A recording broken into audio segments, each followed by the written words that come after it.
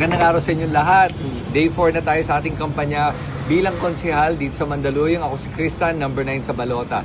Ngayon, nandito tayo ngayon sa May 25 Coffee Club na nasa kanto ng Lopez at Ortigas sa poblasyon Mandaluyong. At alam nyo, masarap yung kape nila dito. Sagada to, dark roast. Alam po nyo, yung isa sa mga plataforma ko at ang isang pinaglalaban ko talaga ay yung mga negosyo tulad nito. Kasi importante ang negosyo sa isang lungsod. Importante yon dahil nakapagbibigay yan ng trabaho para sa mga tao. At ang gusto ko talaga mangyari ay ang i-hire nila ay mga Mandaleños. At gagawa ko ng paraan bilang konsehal na gagawa ng batas para mabigyan ng incentives yung ating mga negosyante na mag-hire ng mga Mandaleños para ang ating mga kapitbahay ay magkaroon ng trabaho. Dahil importante ang trabaho, hindi ayuda. At yan ang ipaglalaban natin.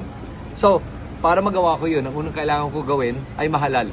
Para mahalal, mag-iikot ako sa buong distrito ng Mandaluyong para ipakilala ang sarili ko. Kaya pag makita nyo ako sa kalsada, ako mismo lalapit sa inyo at magbibigay ng flyer at gusto ko makilala lahat ng aking mga kapitbahay dito sa distrito ng Mandaluyong. Yun lang po. Salamat po sa inyo lahat.